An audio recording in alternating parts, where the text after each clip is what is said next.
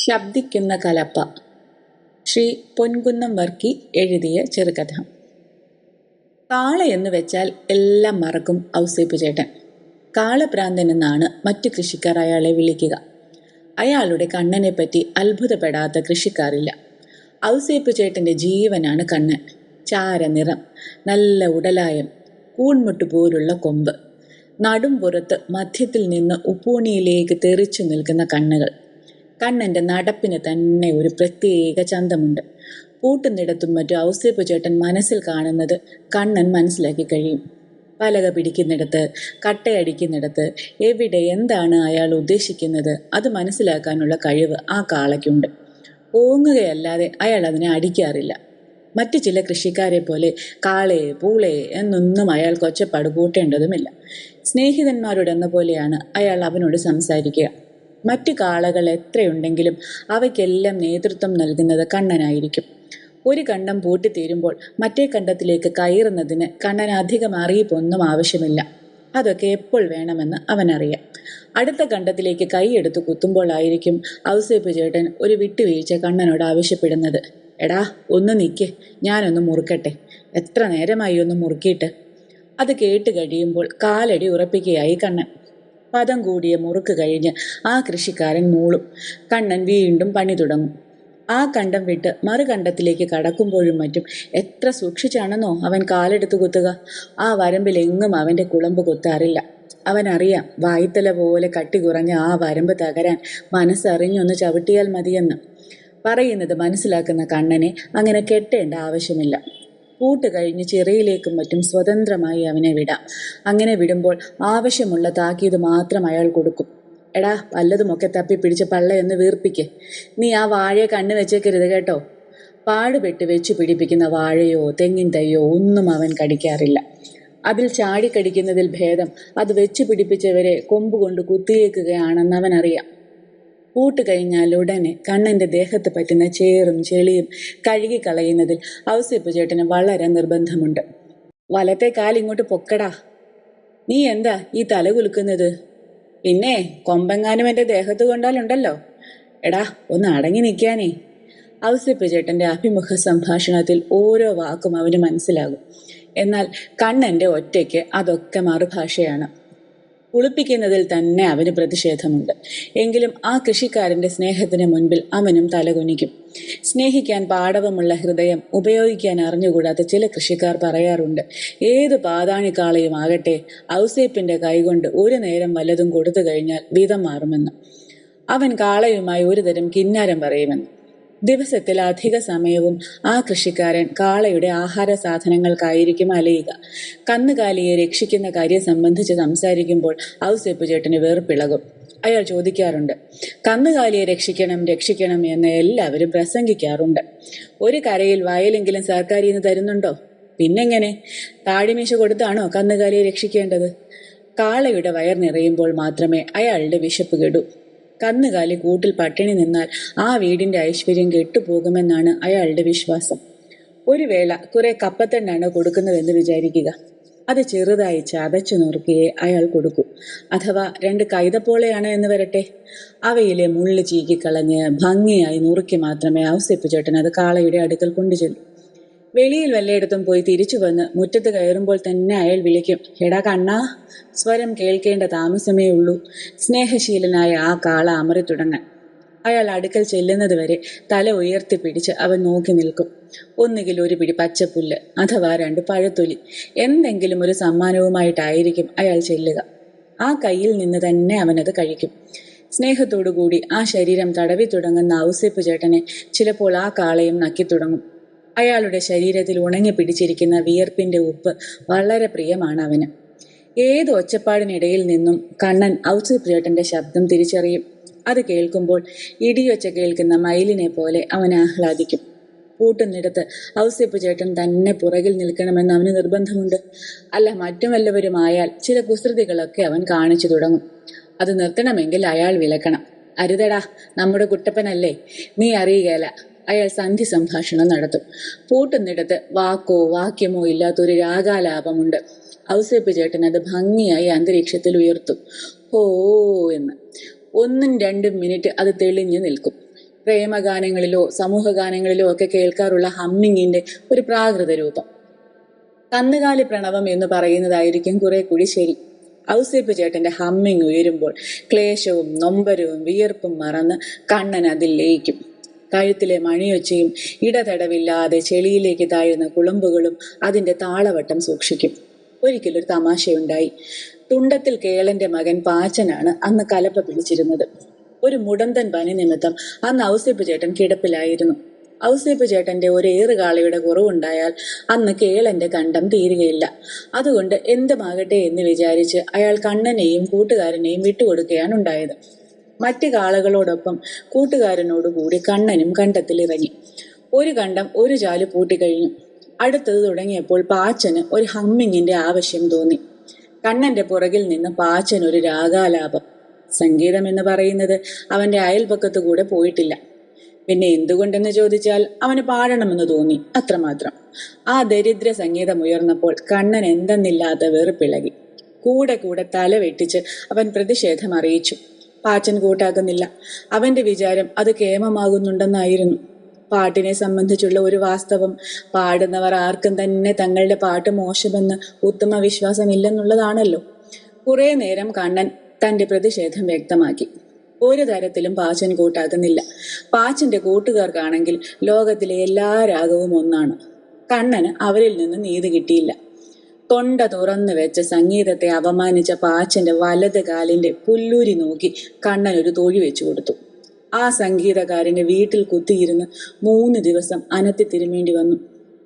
ഏതാണ്ട് 12 കൊല്ലത്തോളം ഇടതടവില്ലാതെ കണ്ണൻ ഔസേപ്പ് ചേട്ടനെ സഹായിക്കുന്നു. ഇതിനിടയ്ക്ക് കന്നിക്കൊയ്ത്തും മീനക്കൊയ്ത്തും പല കൂറി കടന്നുപോയി. ഹേമന്തവും ശിശിരവും അനേകവട്ടം വൃക്ഷലതാദികളെ തടവി. നാട്ടുരാജാക്കന്മാർ മനുഷ്യന്റെ മേൽ ചൂണ്ടിക്കാണിച്ചു കൊണ്ടിരുന്ന ചെങ്കോലുകളും കിരീടങ്ങളും താഴെ വീണു. അത്ഭുതകരങ്ങളായ മാറ്റങ്ങൾ പലതും സംഭവിച്ചു. മനുഷ്യനെ മനുഷ്യൻ ചൂഷണം ചെയ്യാത്ത പുതിയ വ്യവസ്ഥിതി എന്നും മറ്റുമുള്ള ഈടേറിയ വാക്യങ്ങൾ അന്തരീക്ഷത്തിൽ ഉയരുന്നുണ്ട്. പക്ഷേ ഔസേപ്പ് ചേട്ടൻ അയാളുടെ പ്രിയപ്പെട്ട കാളകളെ വിൽക്കാൻ നിർബന്ധിതനായി തീർന്നു. അന്നം വിളയുന്ന ഭാഗ്യകേദാരമായ കണ്ടം തന്നെ പണയമെഴുതി കഴിഞ്ഞു. മനസ്സുണ്ടായിട്ടല്ല, മനസ്സുണ്ടെങ്കിലും ഇല്ലെങ്കിലും അങ്ങനെ ചെയ്തേ പറ്റൂ. അയാൾ ഒരു പിതാവാണ്. വിവാഹപ്രായം കഴിഞ്ഞു നിൽക്കുന്ന ഒരു പുത്രിയുടെ സ്നേഹശീലനായ അച്ഛനാണ്. സ്ത്രീധനം ചോദിക്കുന്ന നീതികേട് അതിനയാളെ നിർബന്ധിച്ചു. 1500 രൂപയ്ക്കാണ് കണ്ടമെഴുതിയത്. അത് സ്ത്രീധനത്തിനായി. കല്യാണ ചെലവിന് വേറെ വേണം. അതിന് എത്രമാത്രം പ്രിയപ്പെട്ടതാണെങ്കിലും കാളകളെ വിൽക്കാതെ തരമില്ല. രാപ്പകലില്ലാതെ 10-20 കൊല്ലമായി അയാൾ അധ്വാനിക്കുന്നു. നല്ല ഒരു കൃഷിക്കാരനാണ് അയാൾ. പക്ഷെ ഫലമെന്ത്? അയാളുടെ തലമുടി നരച്ചു. കണ്ണിന്റെ കാഴ്ച കുറഞ്ഞു. തൊലി ചുളിഞ്ഞു. വാദം മാറാത്ത കൂട്ടുകാരനുമായി. പിശാത്തി കൊണ്ട് കുത്തിയാൽ പോലും കയറാത്ത തഴമ്പുണ്ട് ആ കൈകളിൽ. പക്ഷെ എന്തു ചെയ്യാം? ഏതാണ്ട് 10,000 കാലങ്ങൾക്ക് മുമ്പുള്ള ആ പഴയ കൃഷി ആയുധങ്ങളുമായിട്ടാണ് അയാളും നിലകൊള്ളുന്നത്. മണ്ണിന്റെ വീര്യം കെട്ടു. വളമാണെങ്കിൽ ഇല്ല. ഋഗ്വേദ ഗാനങ്ങളുമായിട്ടാണ് ഔസേപ്പ് ചേട്ടന്റെ നില. ലോകോത്തര യജ്ഞമായ കൃഷിക്ക് സഹായിക്കാൻ വരുണ ഭഗവാനോടും മേഘത്തോടും പർവ്വതങ്ങളോടും കാറ്റിനോടും ഒക്കെ പ്രാർത്ഥിച്ചുകൊണ്ട്. ആ പ്രാർത്ഥനായുഗത്തിന്റെ നിസ്സഹായതയിൽ നിന്ന് ഇന്നും അയാൾ ഉയർന്നിട്ടില്ല. എന്നാൽ അയാളെ അപമാനിക്കുന്ന വിപണികളും ചൂഷണ മാർഗങ്ങളും വളർന്നിട്ടുണ്ട്. കണ്ണനെ കയർ മാറുന്ന നേരത്ത് ഔസേപ്പ് ചേട്ടൻ അവിടെ നിന്നില്ല. കയർ മാറുമ്പോൾ 1 രൂപ കയറ്റി കാണാൻ കിട്ടുന്നതാണ്. എത്ര രൂപ കൊടുത്താലും കിട്ടാത്ത കണ്ണുനീർ തുള്ളികളോട് കൂടി അയാൾ മാറിക്കളഞ്ഞു. ആ മുറ്റത്ത് നിന്നിറങ്ങാൻ കണ്ണന് മനസ്സില്ലായിരുന്നു. അവൻ തന്റെ ജീവന്റെ ജീവനായ ആ രക്ഷിതാവിനെ കാണാൻ തലപൊക്കി. കാര്യം ഏതാണ്ട് കുഴപ്പമാണല്ലോ എന്ന് വിചാരിച്ച് അവൻ 1-2 അമറി. ആ സമയം തെക്കേ പ്ലാവിന്റെ ചുവട്ടിൽ കണ്ണു തുടച്ച് ഒരു മനുഷ്യൻ നിൽക്കുന്നുണ്ടായിരുന്നു. ആരോടും ഒന്നും പറയാനില്ലാത്ത ഒരു മനുഷ്യൻ. വാചാലതയും പ്രകടനങ്ങളും സ്നേഹത്തിന്റെ ആത്മാവിലുള്ളതല്ല. ദുഃഖിക്കാൻ കഴിവുള്ള മനസ്സുകൾ തമ്മിലുള്ള അടുപ്പമാണ് സ്നേഹമെങ്കിൽ കണ്ണനെ പോലെയും ഔസേപ്പ് ചേട്ടനെ പോലെയും അടുത്തവർ ലോകത്തിലില്ല. ബുദ്ധിമുട്ടിന്റെ കാര്യം അവർ അങ്ങോട്ടോ ഇങ്ങോട്ടോ പറഞ്ഞിട്ടുമില്ല. അതുകൊണ്ട് ആ ഹൃദയങ്ങൾ അതലാൻ വേദനിക്കുന്നു. സ്വന്തം നാട്ടിൽ അപമാനിതനും നിസ്സഹായനുമായി തീരുമ്പോൾ കൃഷിക്കാരിൽ ചിലർ വയനാടൻ കാടുകളിലേക്ക് പുറപ്പെടുന്നു. അറിയുകയും കേൾക്കുകയും ഇല്ലാത്ത നാട്. കൂടപ്പിറപ്പുകൾക്കോ വേണ്ടപ്പെട്ടവർക്കോ എത്തിപ്പെടാൻ വയ്യാത്ത ദൂരം. മലമ്പനിയുടെ കൊള്ള നടക്കുന്ന സ്ഥലവും. എങ്ങനെ ഔസേപ്പ് മാപ്പിളെ അറിഞ്ഞുകൊണ്ട് എങ്ങനെ സമ്മതിക്കും? അയൽക്കാരൻ കിട്ടിച്ചാർ മലബാർ പ്രശ്നത്തെപ്പറ്റി സംസാരിച്ച ഔസേപ്പ് ചേട്ടനോട് ചോദിച്ചു. ഞാൻ പിന്നെ എന്ത് ചെയ്യും കെട്ടിശാരി? എനിക്ക് വീര്യമുള്ള കുറച്ച് പച്ചമുണ്ണതാ.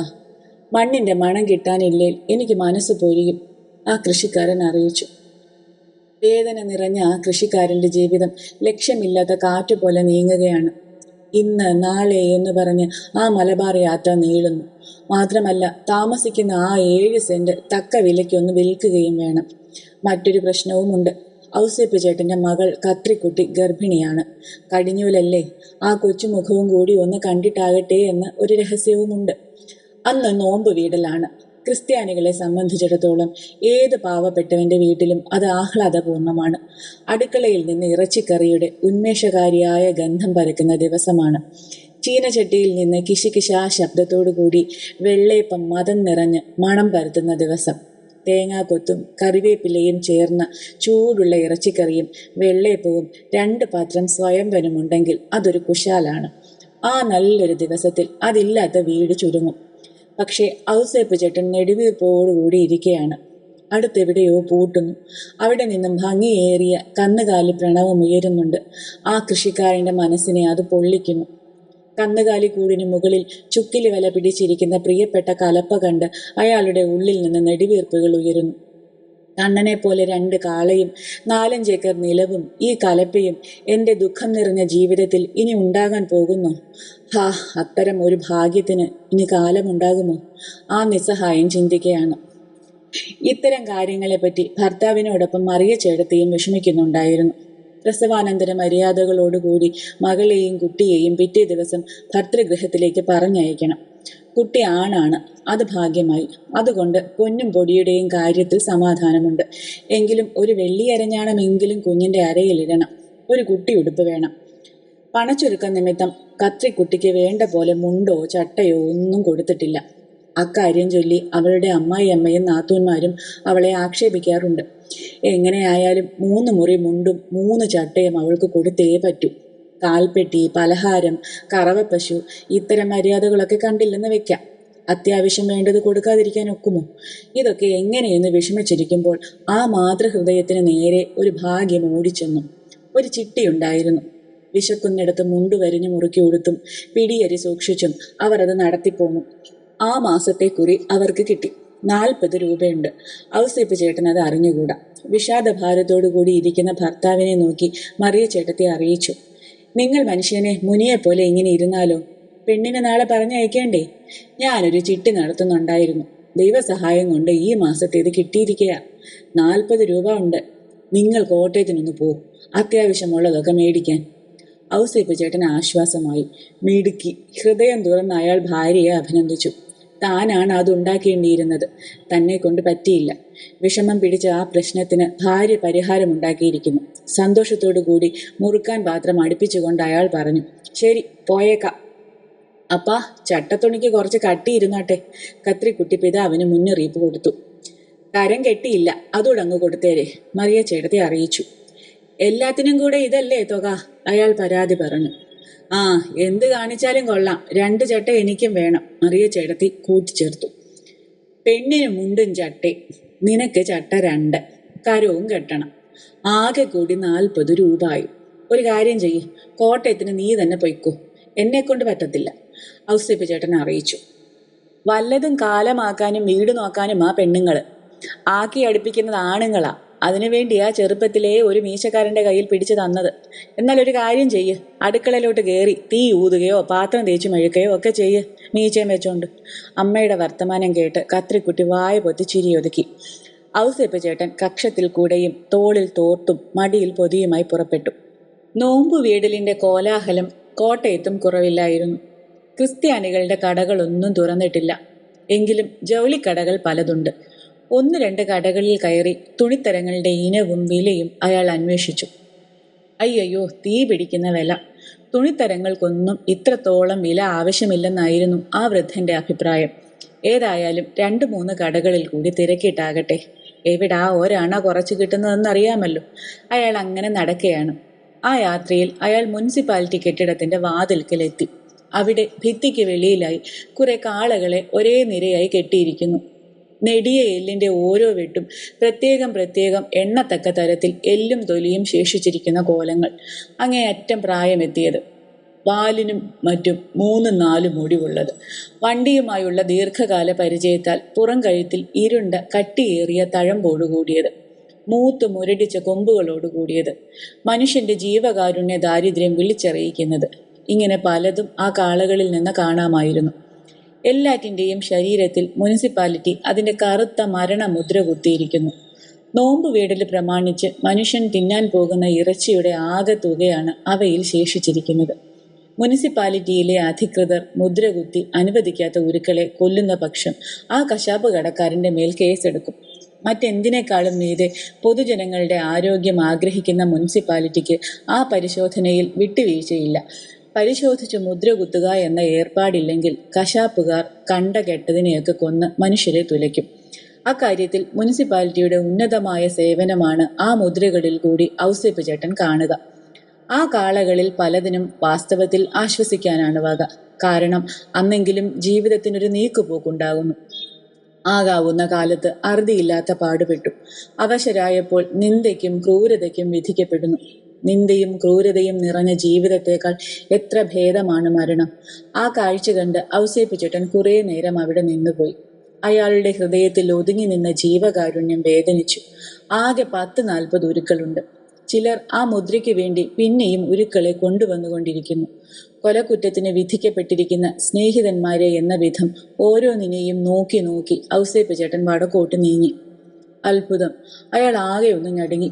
കാഴ്ച കുറഞ്ഞു തുടങ്ങിയ ആ കണ്ണുകൾ ചതിക്കുകയാണോ എന്നറിയാൻ അയാൾ എല്ലും തോലും തമ്മിൽ മത്സരിക്കുന്ന ആ ഉരുവിൻ്റെ മേൽ സൂക്ഷിച്ചു നോക്കുകയാണ്. ആ വൃദ്ധന്റെ ഹൃദയത്തിന് തീ പിടിച്ചു. കണ്ണിൽ ഇരുട്ട് കയറി. ശരീരം വിറച്ചു. അതെ, അത് കണ്ണൻ തന്നെ. കണ്ണാ! സ്നേഹം നിറഞ്ഞ ഹൃദയത്തിന്റെ അടിത്തട്ടിൽ നിന്ന് ആ വിളി ഉയർന്നു. ഒറ്റ കുതിയാൽ എന്ന വണ്ണം അയാൾ ആ മൃഗത്തിന്റെ അടുക്കലെത്തി. ഏതൊരു ശബ്ദമാണോ ആ മൃഗത്തിന്റെ കാതുകൾക്ക് കുളിർമയും ആവേശവും നൽകാറുള്ളത്, ആ ശബ്ദത്തിന്റെ ആഗമനം ആ മൃഗത്തിന് കോരിത്തരിപ്പുണ്ടാക്കി. ഗംഭീരമായ ആ കെട്ടിടത്തിന്റെ മുൻപിൽ കുനിഞ്ഞ തലയോടുകൂടി അത് നിൽക്കുകയായിരുന്നു. ജീവിതം വീണ്ടും അതിന്റെ ചെവിയിൽ മാറ്റുലിക്കൊണ്ടു.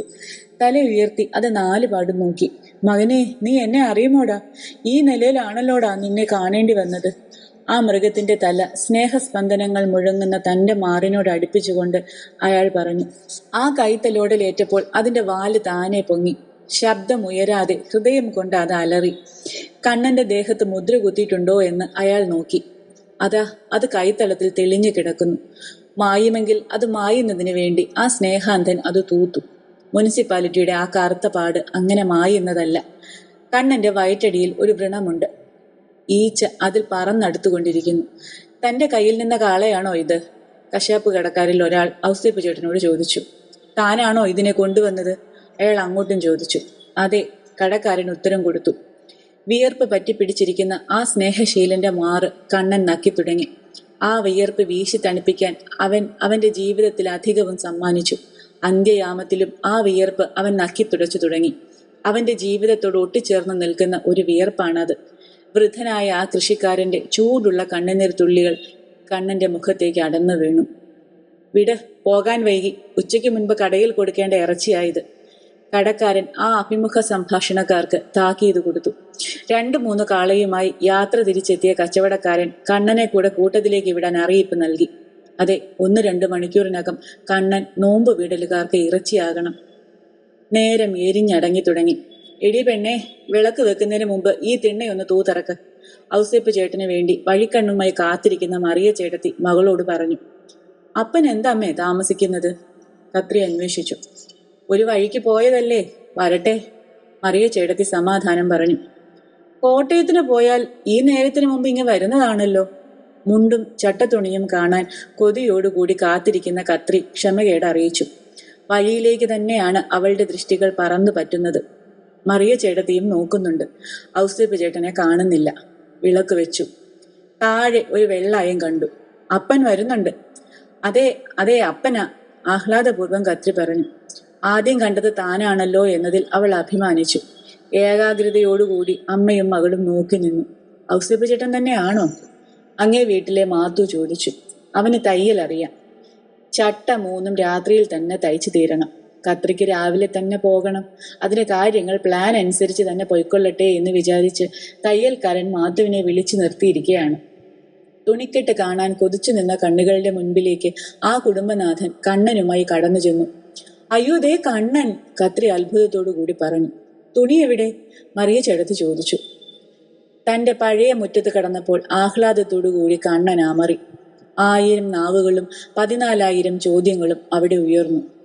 മൂകനായി താടിക്ക് കയ്യും കൊടുത്ത് ഔസേപ്പ് ചേട്ടൻ ഇരിക്കുകയാണ്. മറിയ ചേട്ടത്തി തട്ടിട്ട് തുള്ളുന്നുണ്ട്. സങ്കടം സഹിച്ചുകൂടാഞ്ഞ് കത്രി കരയുന്നു. ഒരക്ഷരം പോലും ആ കുറ്റക്കാരൻ മിണ്ടുന്നില്ല. വിയർപ്പ് കൊണ്ട് ആ ശരീരം നനഞ്ഞു. മോളെ, ഇടറിയ കണ്ഠത്തോടു കൂടി ആ പിതാവ് പറഞ്ഞു, എനിക്ക് നിന്നെ പോലെ ആവനും. കശാപ്പുകാരൻ തോർത്തുപൊക്കി ആ ദുഃഖിതൻ കണ്ണു തൂത്തു. ആ വാക്യം മുഴുവനാക്കാൻ അയാൾക്ക് കഴിഞ്ഞില്ല. ആ രാത്രി അത്രമാത്രം ക്രൂരമായിരുന്നു. ഉറങ്ങാതെ തന്നെ അവർ രാത്രിയുടെ യാമങ്ങൾ തള്ളി നീക്കി. കിഴക്ക് വെള്ളക്കാല് വീശി. കണ്ണന്റെ വയറ്റടിയിലെ വ്രണത്തിന് പുകാറക്കരി ചേർത്ത് ഒരു മരുന്നുണ്ടാക്കിക്കൊണ്ട് ആ കൃഷിക്കാരൻ കൂട്ടിലേക്ക് നടന്നു. ഒന്നാന്തരം ഒരു മരുന്നാണത്. കന്നുകാലിയുടെ രോഗങ്ങൾക്ക് ഔസേപ്പ് ചേട്ടന്റെ കയ്യിൽ കൈ കണ്ട ചില ഒറ്റമൂലികളുണ്ട്. അതിലൊന്നാണ് വെളുക്കുന്നതിന് മുൻപ് തന്നെ അയാൾ തയ്യാറാക്കിയത്. മരുന്നുമായി അയാൾ കൂട്ടിൽ ചെന്നു. കയ്യും കാലും ശരിക്ക് നിവർത്ത് കഴുത്ത് മേൽപോട്ട് വെച്ച് കണ്ണൻ കിടക്കയാണ്. കണ്ണാ, എടാ, അയാൾ വിളിച്ചു. അതെ, തന്നെ സ്നേഹിക്കുന്ന ഹൃദയത്തിന്റെ മുൻപിൽ ആ സ്നേഹം ലയിച്ചു. അവൻ ഇനി ഉണരുകയില്ല. ഒരു വേള നിർഭാഗ്യവാനായ തന്നെ ചൊല്ലി ആ കുടുംബം വേദനിക്കുന്നത് കാണാതിരിക്കാനായിരിക്കാം അവൻ കടന്നു കളഞ്ഞത്. കണ്ണന്റെ മൃതദേഹത്തിനും വേദനിക്കുന്ന ആ കൃഷിക്കാരന്റെ ഹൃദയത്തിനും മുകളിൽ ആ ചുക്കിലി പിടിച്ച കലപ്പയിൽ ഇരുന്ന് ഒരു പല്ലി എന്തൊക്കെയോ ചിലച്ചു.